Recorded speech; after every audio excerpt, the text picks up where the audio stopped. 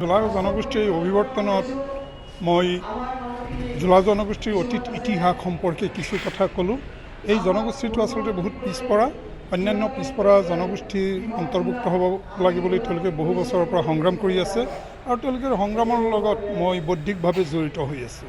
আৰু মই ভাবোঁ যে তেওঁলোকক অন্যান্য পিছপৰা জনগোষ্ঠীৰ লগত সাঙুৰি ল'ব লাগে, কাৰণ ইতিমধ্যে চাহ বাগানত কাম কৰা জোলাসকলক পিছপৰা শ্ৰেণীত অন্তৰ্ভুক্ত কৰা হৈছে। এই যে আমাৰ চৰ চাপৰি আৰু অন্যান্য অঞ্চলত যিসকল জোলা আছে তেওঁলোকে আমাৰ বয়ন শিল্পক চহকী কৰিছে। তেওঁলোকৰ স্বকীয় গামোচা আছে, স্বকীয় তেওঁলোকৰ বস্ত্ৰ আছে।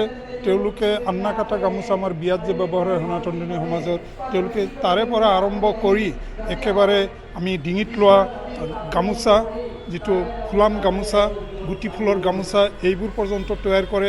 সেইবোৰ আমি বিহু পাতোঁ। তদুপৰি তেওঁলোকে ঘৰুৱাভাৱে ব্যৱহাৰ কৰা এই গামোচা তেওঁলোকে উৎপাদন কৰে।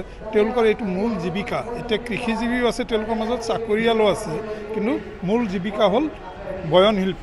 আৰু এই বয়ন শিল্পৰ লগত জড়িত মানুহখিনিক অন্যান্য পিছপৰা শ্ৰেণীত অন্তৰ্ভুক্ত কৰা হৈছে। অবিভক্ত ভাৰতবৰ্ষৰ 1901 চনৰ লোকপিয়ল, 1891 চনৰ লোকপিয়ল, আনকি ফ্ৰেন্সিছ হেমিল্টনে তেওঁৰ কিতাপত এই বিষয়েও উল্লেখ কৰি গৈছে যে কোচ ৰাজবংশীৰ মাজতো এটা শ্ৰেণী আছে, কাপোৰ বোৱা জোলা নাথসকলৰ মাজতো আছে, আৰু একাংশ মুছলমানো আছে যিসকল ধৰ্মান্তৰ হৈছিলে, আৰু তেওঁলোকৰ মাজত প্ৰায় 17টা উপাধিও আছে। এইবোৰ কথা উল্লেখ কৰি গৈছে। সেইকাৰণে মই এই জনগোষ্ঠীৰ এই লোকসকলক অন্যান্য পিছপৰা জনগোষ্ঠীত অন্তৰ্ভুক্ত কৰিব লাগে বুলি মই চৰকাৰৰ ওচৰত দাবী কৰিছোঁ, আৰু তেখেতসকলে আনুষ্ঠানিকভাৱে সেই দাবী উত্থাপন কৰিব। আৰু তেওঁলোকৰ যিটো বৌদ্ধিক সংগ্ৰাম, এই সংগ্ৰামৰ লগত মই জড়িত আছোঁ। এই জনগোষ্ঠী জোলা জনগোষ্ঠী বাদেই দিলোঁ, চৰ চাপৰি কেন্দ্ৰ কৰি যিবোৰ অন্যান্য জনগোষ্ঠী আছে, প্ৰায় 10টামান জনগোষ্ঠী, বগুড়া হওক, নৌলা বা অন্যান্য যিমান আছে, চিকদাৰ, তেওঁলোকৰ মাজত একেবাৰে অধ্যয়ন একেবাৰে নাই। নিজৰ অতীত নাজানে, বৰ্তমানটো নাজানে, ভৱিষ্যত কি জানিব। গতিকে মই গ্ৰন্থ অধ্যয়ন, তেওঁলোকৰ তথ্য কি, তেওঁলোকৰ অতীত পৰিচয় কি, আৰু বৰ্তমান আমি অসমীয়া জাতিৰ লগত মিলি যাবলৈ জনগোষ্ঠীয় পৰিচয়েৰে আমি কেনেকৈ আগবাঢ়ি যাব লাগিব, এই বিষয়ে মই ভাষণ দিছোঁ। আৰু মই এই সম্প্ৰদায়ৰ ডেকা গাভৰুবোৰক মই অনুৰোধ কৰিছোঁ, হয় 300 টকাকৈ মাহত ৰিচাৰ্জ কৰিবা, 300 টকাৰ কিতাপো কিনিবা। আৰু তোমালোকে মোতকৈ নিচাগ্ৰস্ত বেছি নহয়। মই জীৱনত তামোল পাণ বিড়ি চিগাৰেট একো খোৱা নাই, ফিকা চাহৰ বাদে। কিন্তু তোমালোকে জীৱনত মই মদ বিড়ি চিগাৰেট বা গুটকা খোৱা নাই। তোমালোকে আচল নিচা পাবা কিতাপৰ মাজত, জ্ঞান সাধনাৰ মাজত।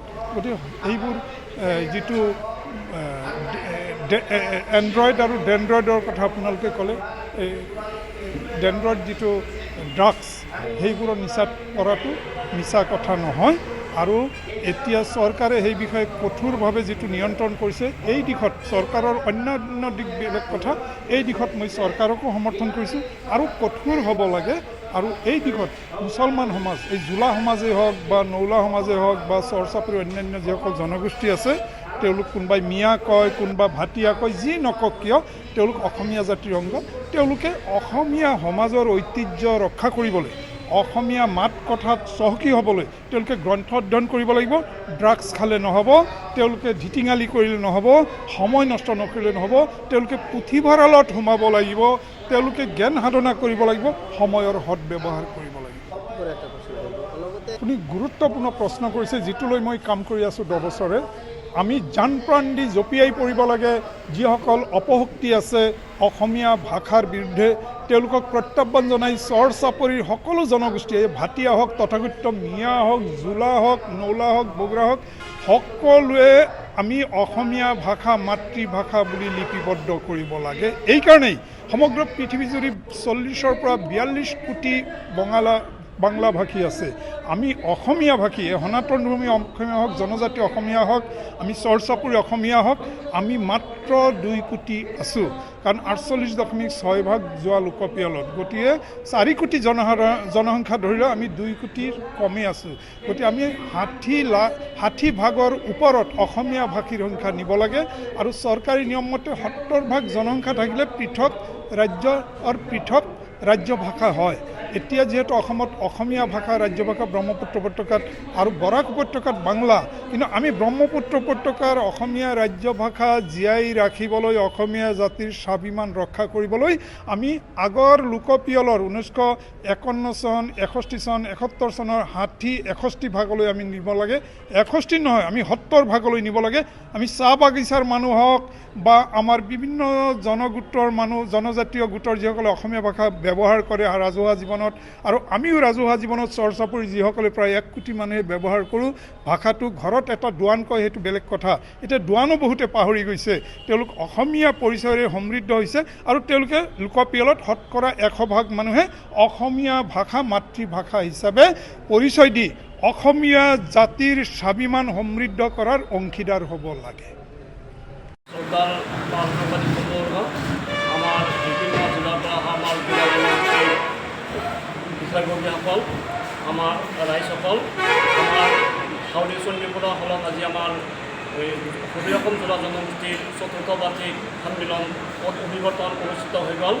এই অধিৱেশনত আমাৰ অসমৰ বিভিন্ন জিলা যেনে বৰপেটা, বজালী, বাক্সা, চিৰাং, গোৱালপাৰা, ধুবুৰী, কামৰূপ মেট্ৰ', কামৰূপ গ্ৰাম্য, গোটেই জিলাৰ পৰা ইয়াতে আমাৰ প্ৰতিনিধি আহিছে।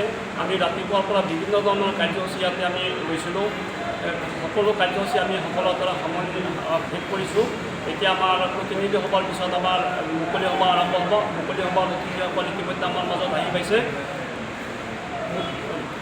আৰু আশা কৰোঁ আমি আমাৰ আমাৰ সাংবাদিক বন্ধুবৰ্গসকলক তেওঁলোকে যাতে আমাৰ এই অনুষ্ঠানটো আগুৱাই নিয়াৰ ক্ষেত্ৰত তেওঁলোকে আমাক সকলোৰ পৰা সহযোগিতা কৰে, লগতে সকলোৰে পৰা সহায় সহযোগিতা কামনা কৰি মোৰ মন সামৰণি মাৰিছোঁ।